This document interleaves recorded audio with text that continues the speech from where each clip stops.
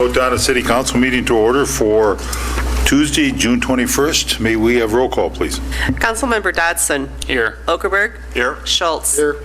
Burbank. Here. Rainey. Here. Svenby. Here. Abraham. Here. And Mayor Coons. Here. We have all 7 of the council and the mayor present. Thank you. Please rise and join us in the Pledge of Allegiance. I pledge allegiance to the flag of the United States of America and to the republic for which it stands, one nation, under God, indivisible, with liberty and justice for all.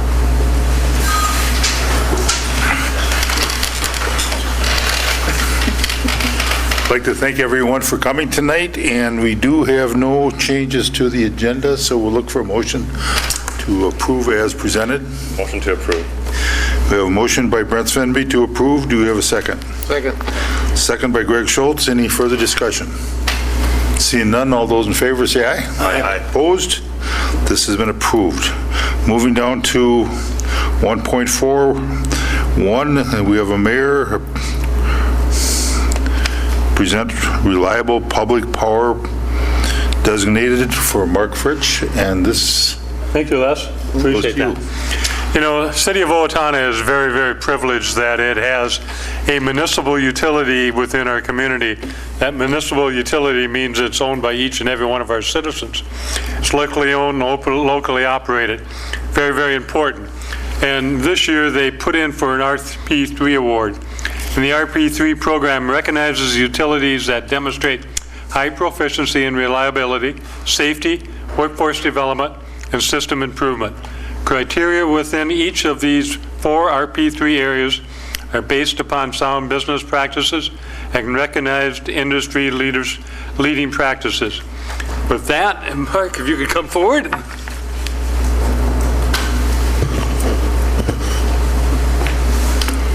It was so kind of you to bring the plaque in that you received from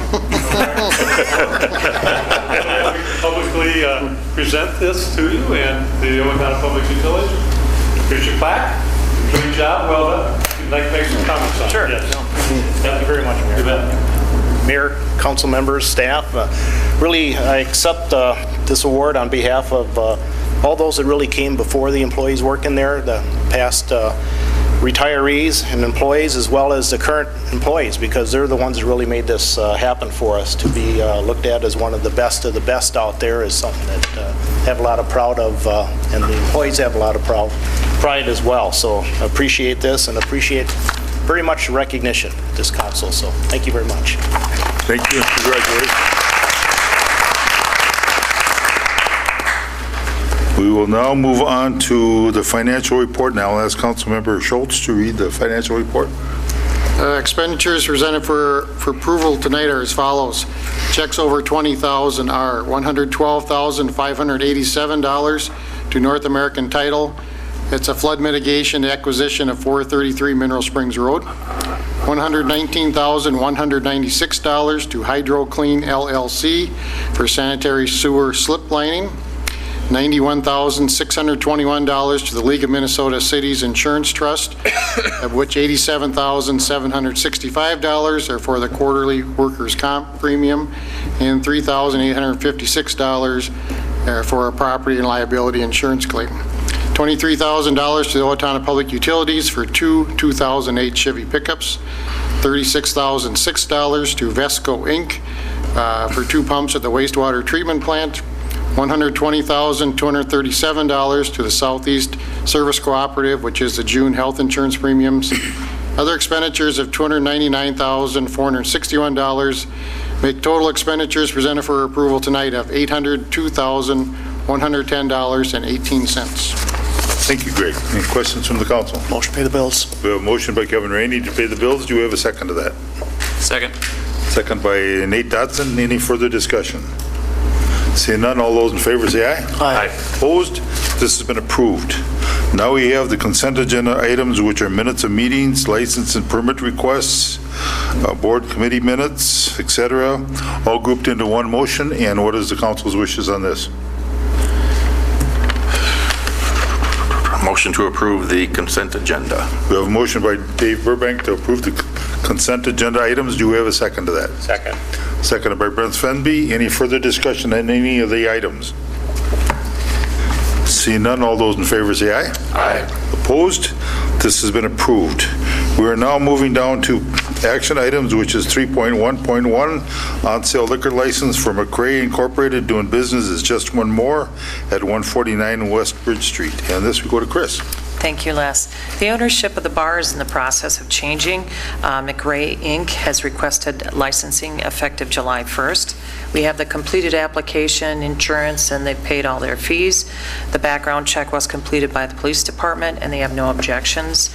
Budget impact for the city is $3,200 for an on-sale liquor license with Sunday sales, and $100 for the background and application fee.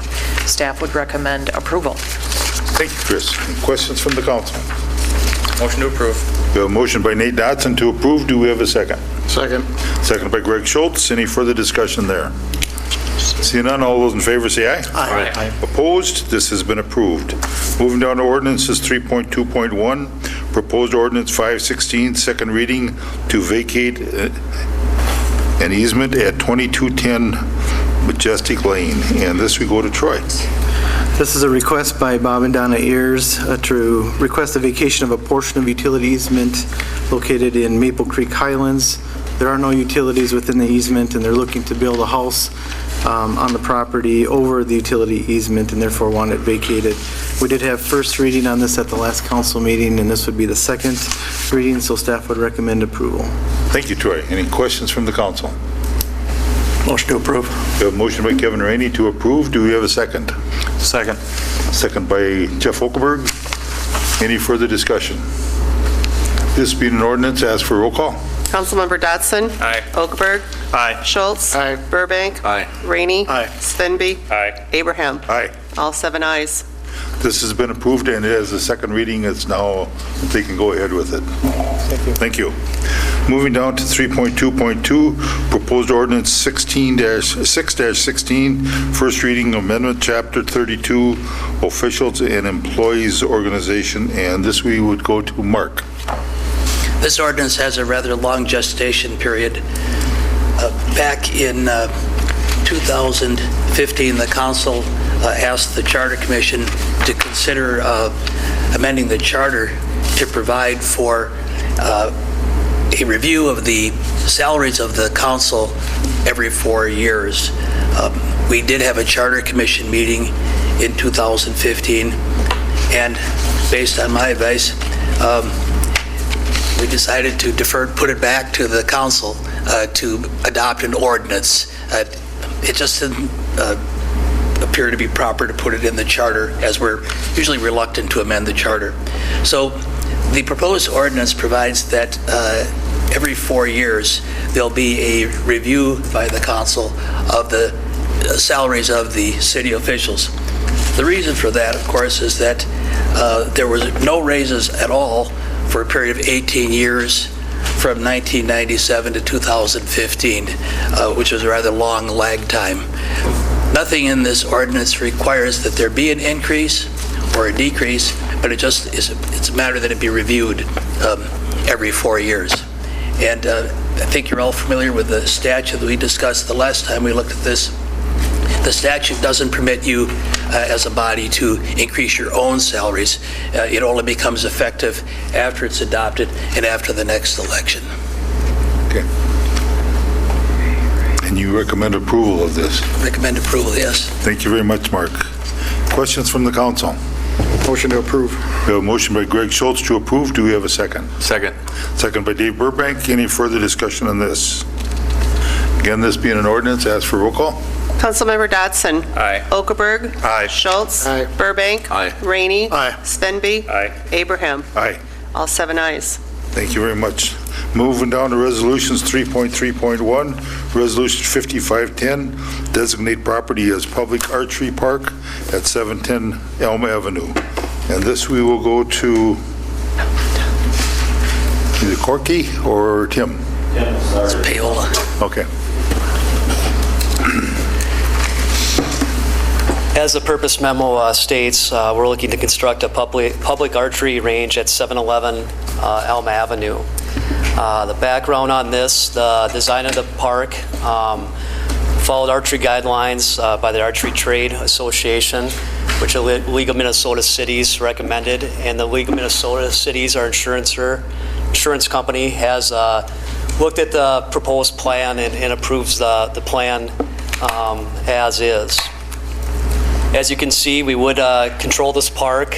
In the winter months, it'd be locked, and then it would be locked by the police department in the evenings at sundown, and it would be opened up by park staff in the morning between 7 and 8 a.m. during the months that it is open.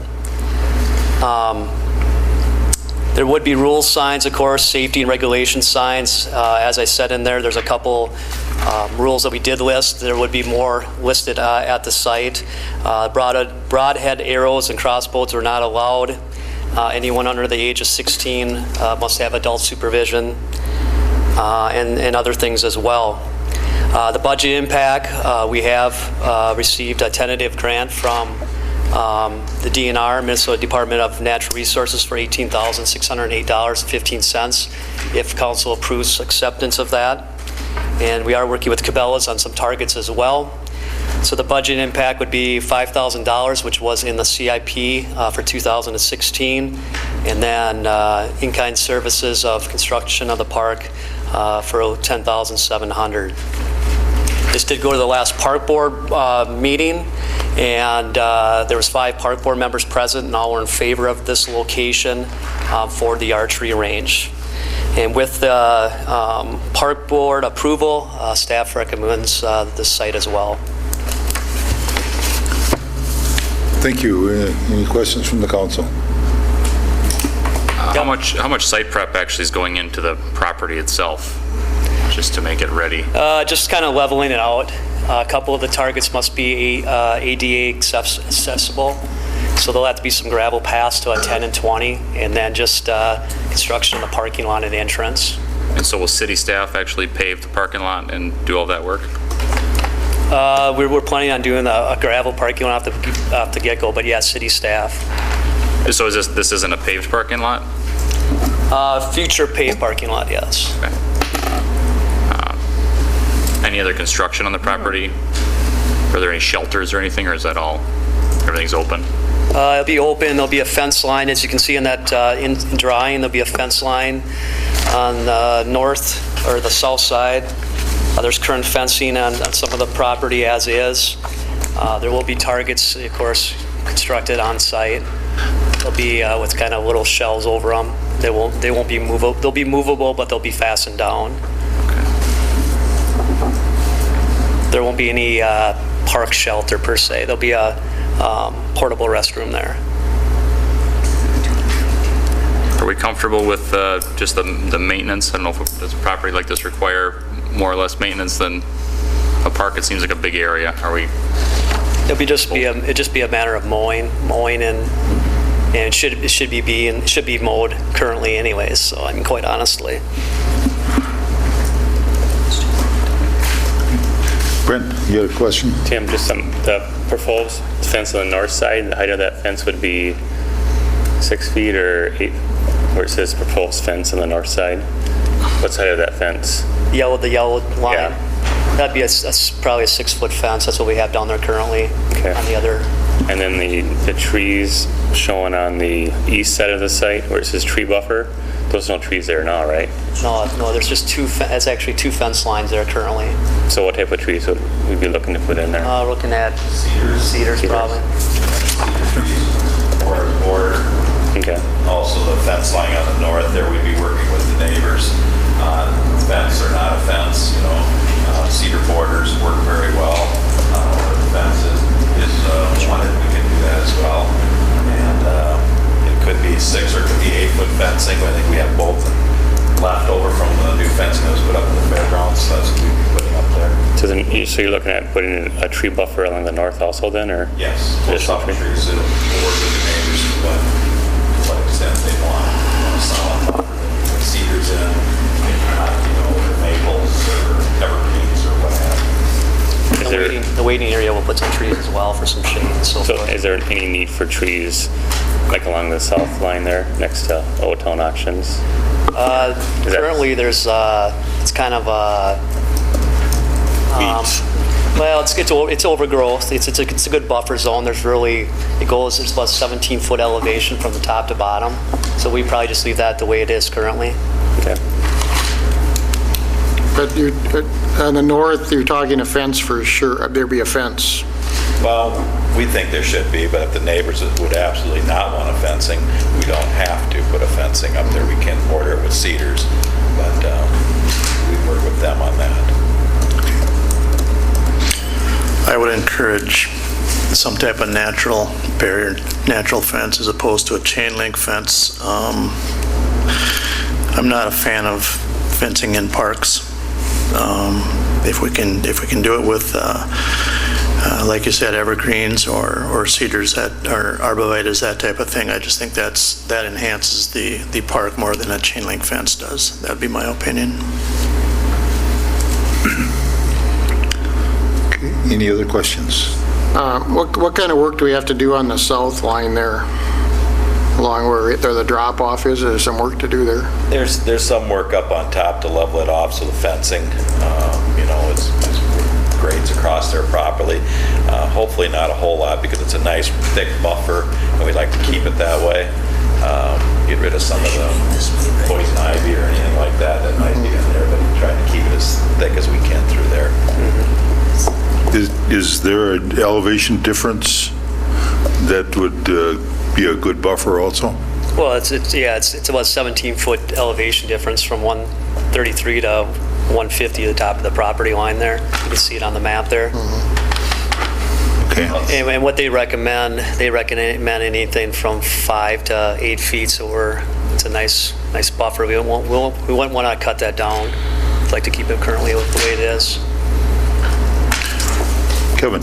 Got a question for Chris. In years past, we've used that property to dump snow after major events. Will it still be able to be used for that? Actually, we have not used it lately. Oh, okay. Because it's in the floodplain, so. Okay. So it wouldn't be. Okay, thank you. Yeah. Will the targets be there in the wintertime then, or will they be stored somewhere? We'll probably take them out. Okay. So it basically be vacated in the wintertime and then reinstalled back in the spring? When it dry up in the spring, we'd have to, kind of just see from year to year. It could open in, April, May, and then it could close in October, November, just depending on weather. Okay. One of the questions that I had was, this is has been your second choice. You originally chose or looked at Summer Park.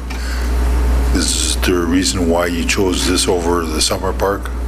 Well, at the time of when Summer Park was being considered, the staff was not aware of this location, and the process had begun already for Summers Park, and the notifications were sent out and so forth. So we thought with Summers Park being a new park, we really still wanted to get the neighbors together, because there is going to be future development down in the future anyways.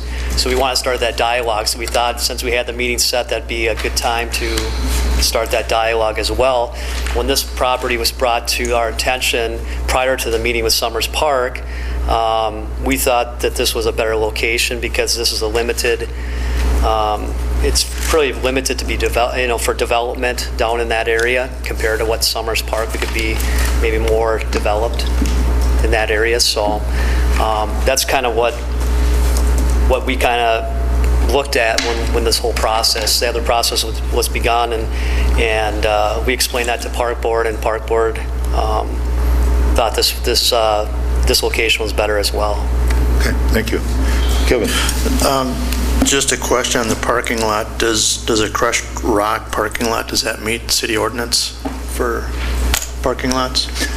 I think ultimately we would want it hard surfaced, but we have allowed parking lots to begin being gravel and given some time to settle before it gets hard surfaced. Okay, thank you.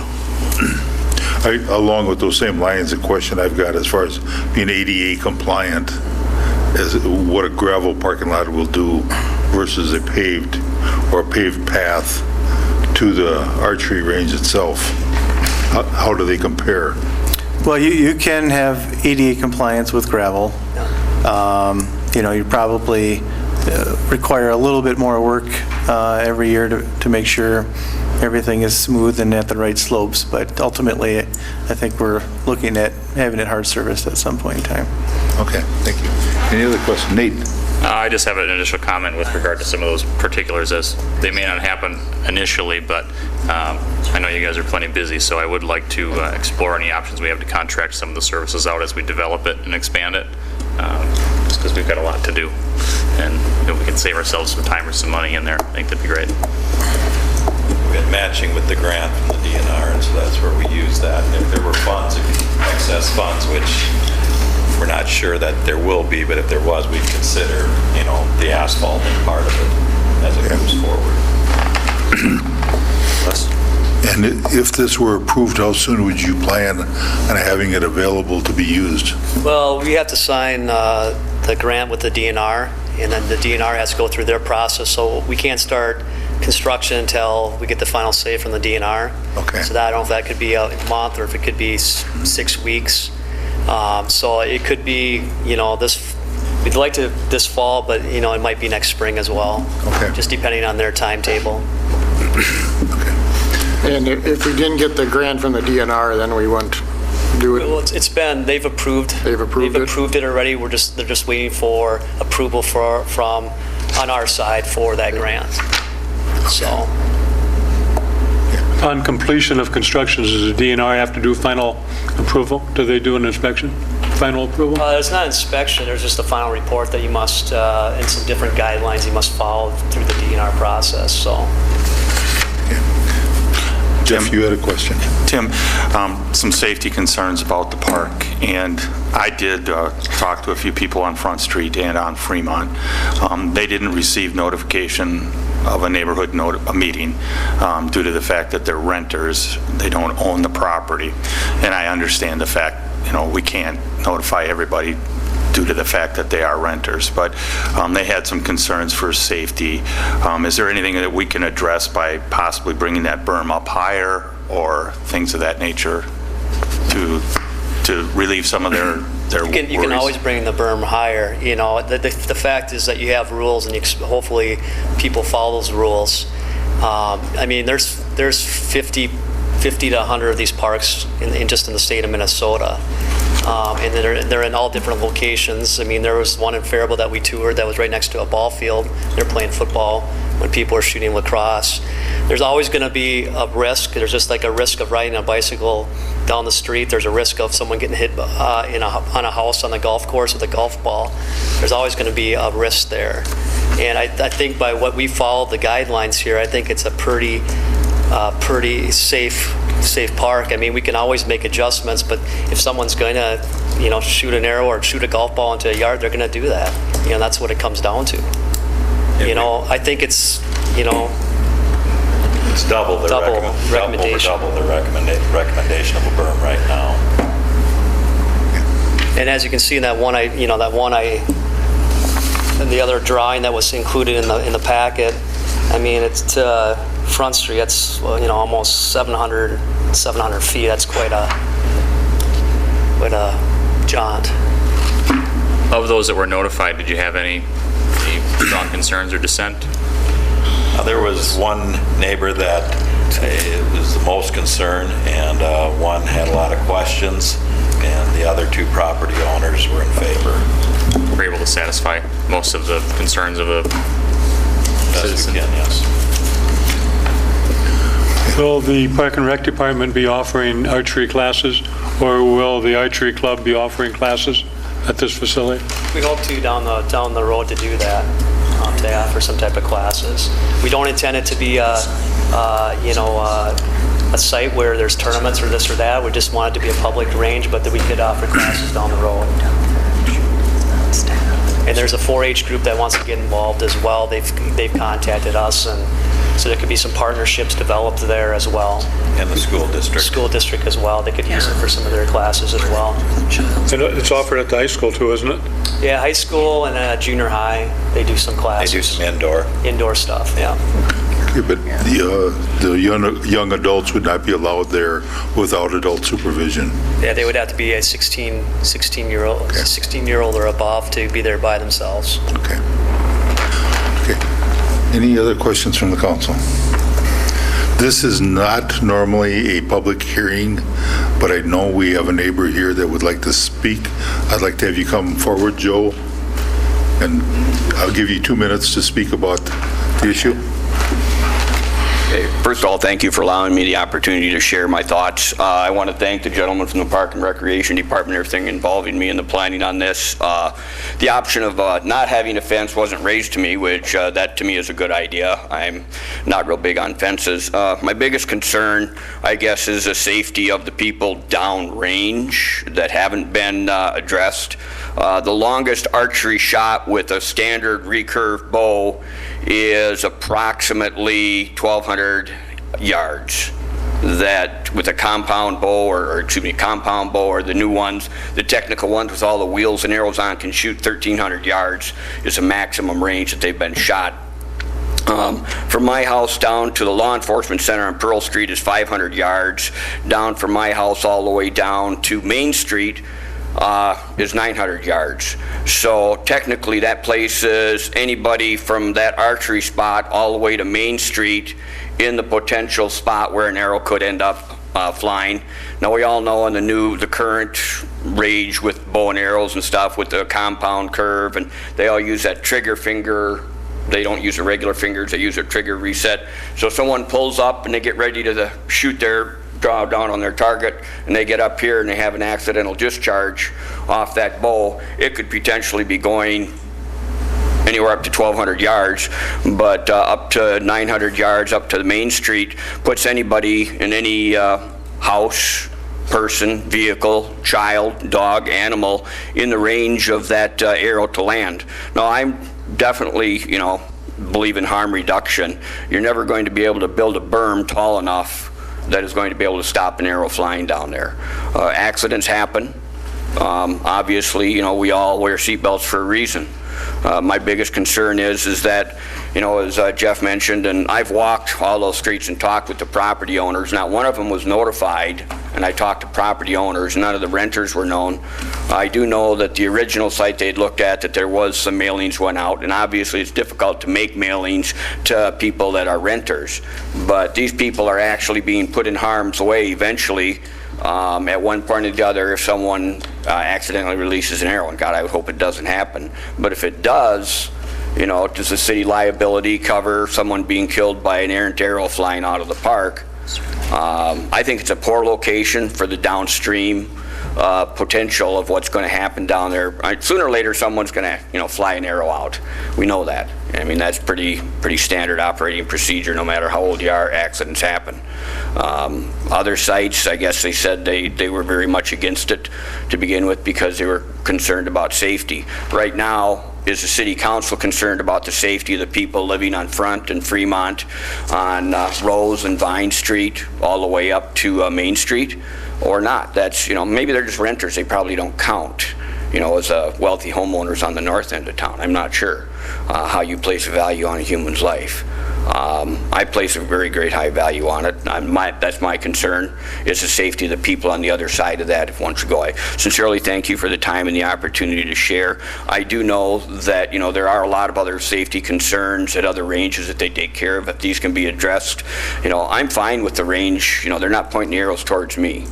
That's not a problem. It's the people on the other side. It would really be nice before the city council did that if they were able to send out letters to the residents of those streets in that block out to Main and see what they thought. So thank you for your time. Thank you, Joe. Any other questions or comments? Yeah. Tim, do you know the other ranges that are around in the state, are they located in, what kind of areas are they located in? Do you know? They're located in all different there's ones that are located next to dog parks, there's ones that are right, the one in Fairfield right next to the athletic field. There's ones that are near trails. I mean, it's all over the board, right on locations. Similar proximity to houses, some of them you've seen? Yeah, the one in Northfield, there was a water tower here, there was a house here, and then the only buffer they had was some small pine trees. So it's all over the board. The ones up in the city, some of them I haven't seen them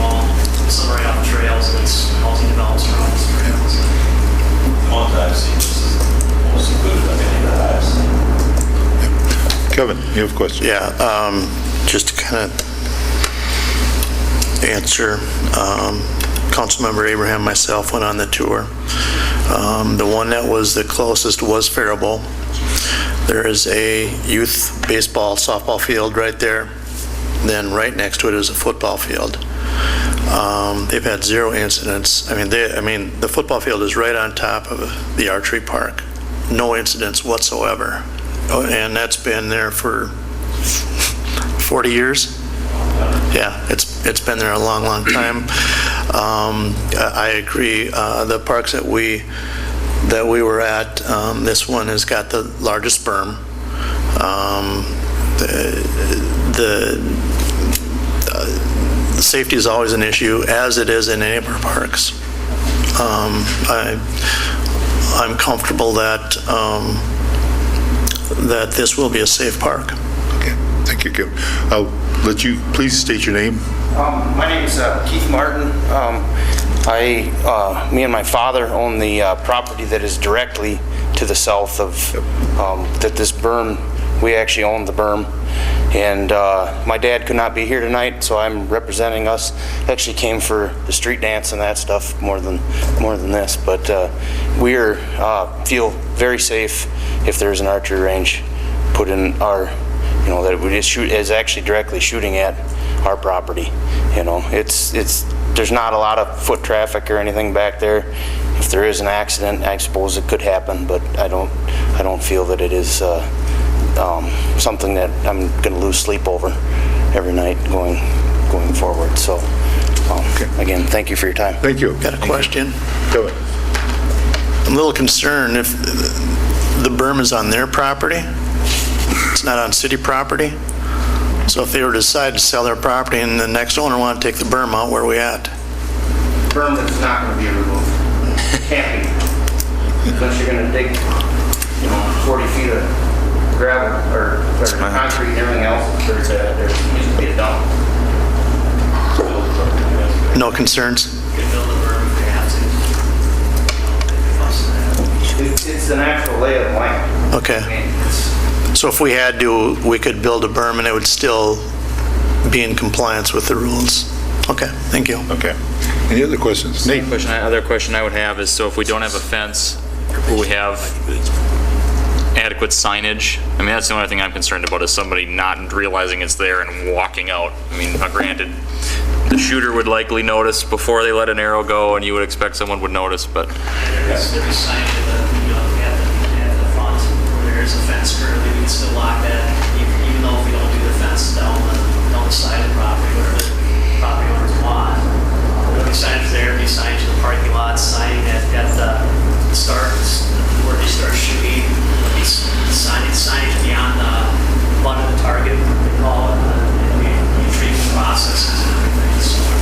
The only place there is a current fencing is where you're in the back of where they're shooting. Okay. Nothing is the direction they are to the side, that's all. Okay. They just get their north property.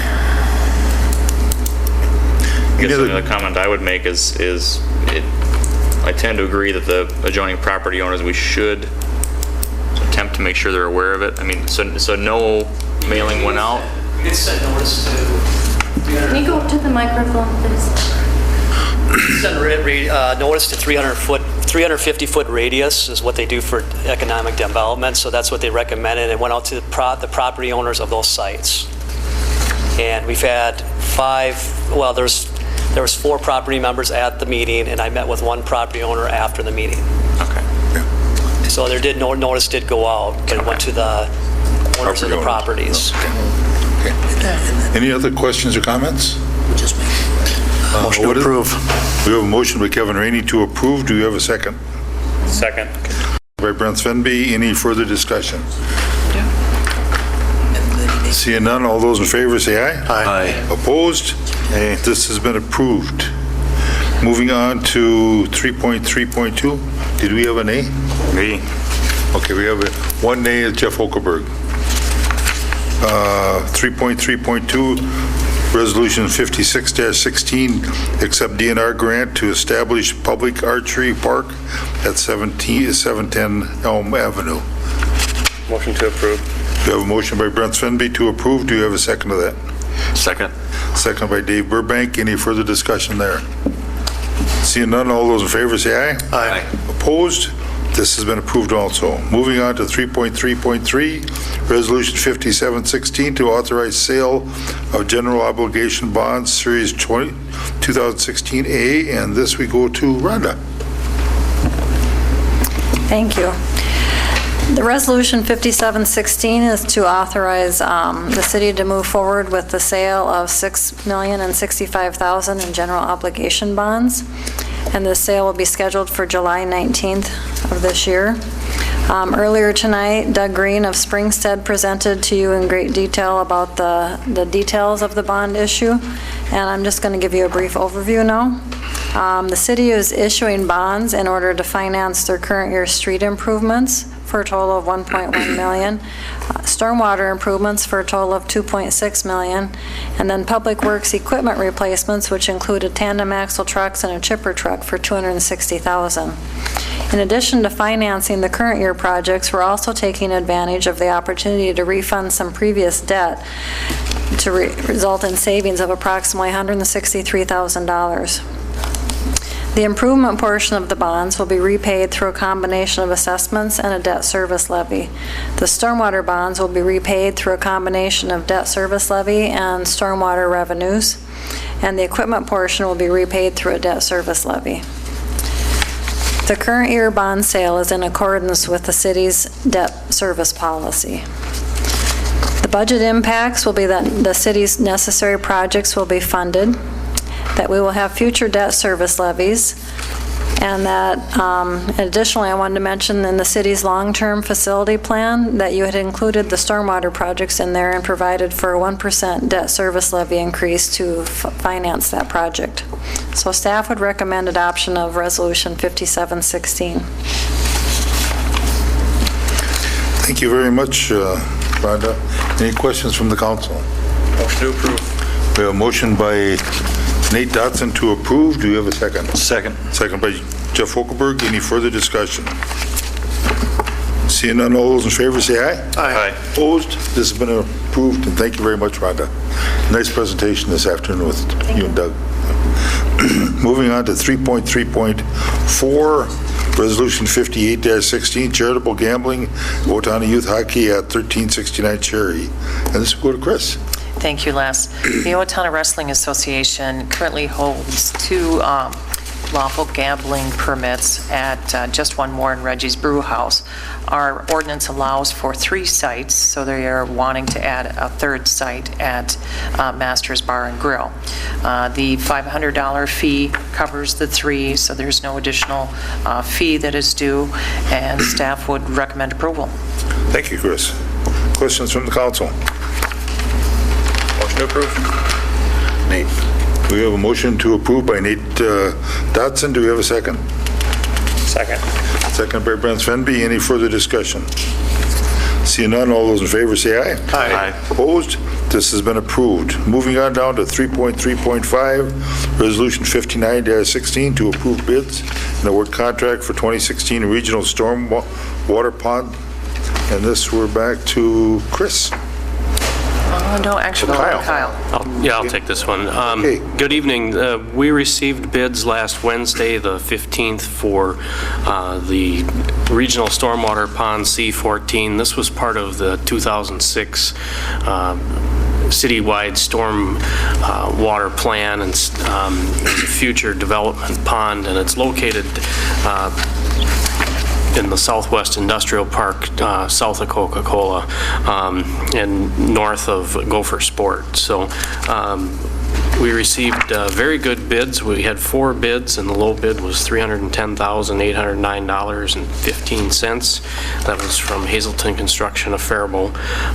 The engineer, we did have a consultant prepare the plans for this project. The engineer had estimated the cost at $750,000. So we were significantly under their estimates. So we do recommend approval of this project. Where did the number come from on the 439,190? you look where it says Hazelton was the lowest responsible bidder, doesn't correlate with any of the bids. That's the amount that it was under. Oh, that's, the total, okay. So the gotcha. 310 and the 439 will equal the 750. So, recommend approval. Yes. Motion to approve. We have a motion by Kevin Rainey to approve. Do we have a second? Second. Second by Greg Schultz. Any further discussion? Seeing none, all those in favor say aye. Aye. Opposed? Thank you. I knew you were here for a reason, but I just forgot. You just like to I sit wouldn't up be here. here if I didn't. Okay, moving down to 3.3.6, Resolution 16-16 to approve bids and award contract for runway 523 parallel taxiway and apron. And that we go to Troy. Bids were received and opened on June 16th. 3 bids were received for the project. There were 2 alternate bids, one for concrete crack repair on a portion of the apron and a second for lighted runway closure markings. The project was bid to include the alternative design and bid schedules to allow for flexibility in award of contract based on the available funding. The low bid was analyzed against anticipated available federal and state funding and found that the available funding would cover the base bid in the alternate one, which is the concrete crack repair. The bid received for the combined base bid and alternate one is approximately 27% under the engineer's estimate, and that was G Asphalt Systems. The award of the contract should be contingent upon securing the FAA grant agreement for 90% of the project, as well as an additional 5% from MnDOT Office of Aeronautics funding for federally eligible items. The total project cost would be $185,051. The city's share with the anticipated grant funding would be $9,252.55. So staff would recommend approval of resolution accepting the bid and awarding contract for the base bid and alternate one to G Asphalt Systems contingent upon securing the anticipated federal and state grant funding. Thank you, Troy. Any questions from the council? Motion to approve. A motion by Greg Schultz to approve. Do we have a second? Second. Second by Dave Burbank. Any further discussion? Seeing none, all those in favor say aye. Aye. Opposed? This brings us down to public comment, and if anyone in the audience wishes to speak, please come to the mic, and I will give you two minutes to speak on items that are not on the agenda.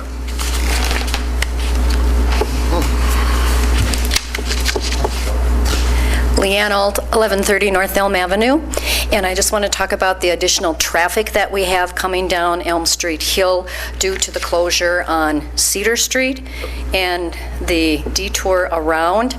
And I'm wondering if there's anything that can be done to slow that traffic down. By the time they hit my house halfway down the hill, most of them are going over 40 miles an hour. Thank you. So it appears. So I know at the crest of the hill, there's a sign that says slow. Can we put some flags up on it? Can we put one of those yellow flashers on it? And it's not only a concern just because of construction. There's always issues with traffic coming down Elm Street Hill, too. So at some point, we're going to be having an accident on there. There's a lot of kids that go up and down the hill. There's even kids that skateboard down the hill, believe it or not. And it's always been just a real concern for us living on the hill to have that much traffic coming down at the speeds that they're coming down. We haven't had the police, your speed is this on the hill for quite some time. Might be a good idea to bring that out and maybe leave it there for a while kind of thing. Get people used to knowing, oh yeah, I'm going like 40 miles an hour by the time I hit the crest of that hill. So some considerations for myself and my neighbors would be appreciated. Is there anything as far as flashers that we can put on those signs? I think police presence would be the best solution. Can they be there 24/7? I'll talk to Keith about getting that speed trailer out there. Okay. That'd probably be Very good. idea. Thank you. Whatever you can do to educate the citizens using the roadway there, that would be greatly appreciated. Do you know how long they will be continuing? The intersection's scheduled to be reopened on July 1st, but I was out there today, and I think they're going to be late on delivery on that. Okay, so you're looking at the I think second the week of the 4th it'll be open. Pardon? I believe it'll be open the week of the 4th. Okay, so some of that 2 weeks. will be resolved by that time, but yes, okay. Anyone else wish to speak? There would be the other at-large. Roger, 646 East Vine, and no, I'm not going to go through all this stuff. Okay. I just wanted to call attention to an article here, 2.5, and this is Owatonna People's Press, June 14th of this year. 2.5 million dead bees touring the countryside underscore bee declines in an effort to raise awareness of the collapse of bee colonies and other pollinators in the U.S. Host of issues have been blamed over the years for the decline in bee populations. The causes have included disease, parasites and pathogens, limited food supply, habitat loss, and use of pesticides, including the neonicotinoid pesticide. I was a bit disappointed with it because I don't see anything in there where we're addressing an issue that I have been harping about. Call it whatever you want, reminding people about, is the role of herbicides in bee population. And what we come down to is there isn't a bee that can live on a golf course country club style lawn. And golf course country club style lawns are all over. I got neighbors that complaining about those damn lions when they mow them on my lawn. But anyway, I'm looking here and I'm seeing we're spending my taxpayer dollars subsidizing all this. So then this is kind of a waste of time. I am kind of impressed here though that we, a city council member called it to my attention that we're actually going to look at some other, well, first thing is control vegetation without the use of herbicides. We got goat dispatch here. But there's still a problem here. It's somewhat a concept of what constitutes a nice or good lawn. It's locked in people's minds that you can't have a dandelion showing there, you can't have clover or creeping Charlie, any of this stuff. This is all bee habitat, and it's not only bee habitat. That's just the tip of the iceberg from what I want to call to attention. But anyway, thanks for letting me. Thank you, Mayor, very much, Roger. Anyone else? Seeing none, we'll move on to council comment, and we'll start with Nate. Well, I guess I would make another comment about the archery range. I certainly think safety is at the front of everybody's mind here. So I certainly hope that ends up being a safe endeavor. And I assume that most of the people that will be down there are going to be very responsible, and I hope it goes well. Thank you, Nate. Jeff? Nothing tonight. Greg? I just want to, we won't meet again before the 4th of July, so wish everybody a happy 4th. Thank you, Greg. Dave? And being that's the fact, I would love to see everybody flying the American flag for the 4th. That should be a natural. Shouldn't have to ask for that. Right. So, thank you. Kevin? Today is my 30th wedding anniversary. My wife was dumb enough 30 years ago to marry me, and so we're just going to do a little celebrating. That's your statement, not hers, right? Yes. Okay, thank you. Brendan? Nothing this evening. Mr. Mayor?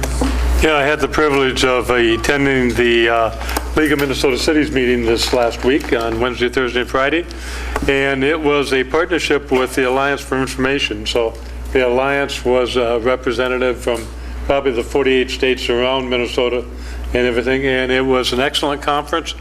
And one of the things we had as a speaker was best practices are stupid. And what his comment was, what if almost everything you know about creating a culture of innovation is wrong?